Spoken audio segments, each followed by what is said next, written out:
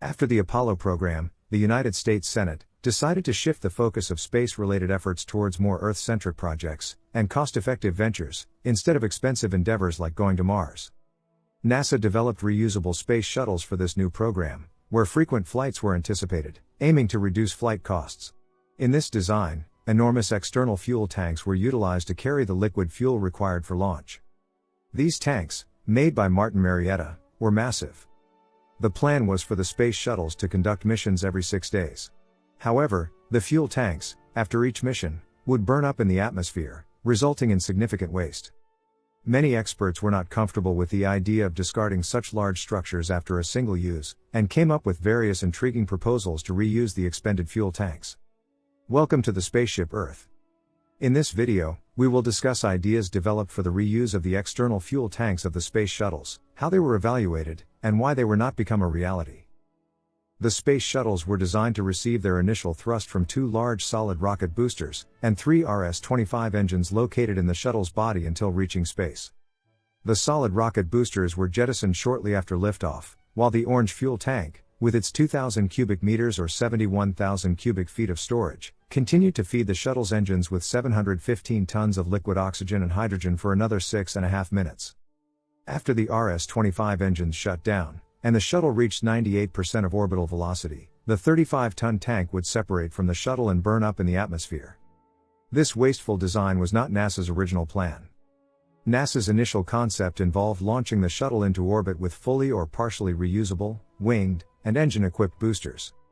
However, due to budget cuts under President Richard Nixon, these plans were abandoned in favor of disposable fuel tanks. Despite the setback, this project created new opportunities for engineers trying to make the best of the situation. Initially, the program assumed that spacecraft would go to space at least every 6 days.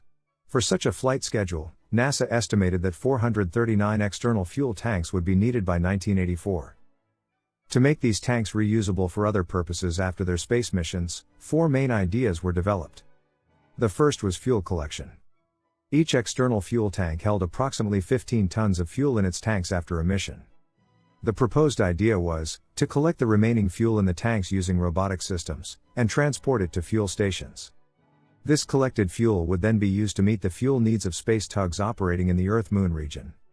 The second method proposed for reusing the tanks involved recycling the aluminum used in their construction. In this option, the tank would be brought to a conversion station and ground into aluminum powder, which would then be used as fuel for solid rocket boosters. Another option suggested cutting the tank's body into sections and using them as scaffolding or similar purposes for solar panels or station components.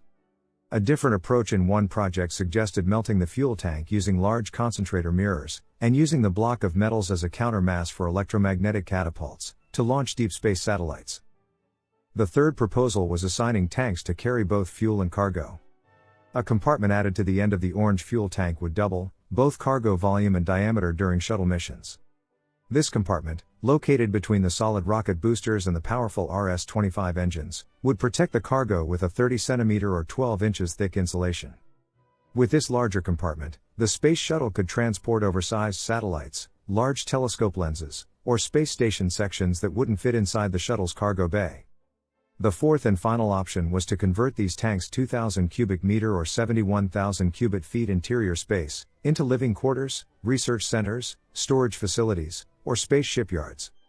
In this proposal, a service module containing an airlock, solar panels, and basic life support systems would be attached beneath the fuel tank. After reaching orbit, the shuttle would dock with this airlock, and astronauts would convert the emptied tank into a habitable station. A similar plan had been proposed for the stages of the Saturn V rockets in the Apollo applications program, during the Apollo era. In the years that followed, this new plan also envisioned that the tanks, once in orbit, would be equipped and transformed into fully operational space stations for future missions. The initial station design would consist of 2 orange fuel tanks, offering 4,000 cubic meters or 142,000 cubic feet of service volume, 4 times the capacity of today's International Space Station in low Earth orbit.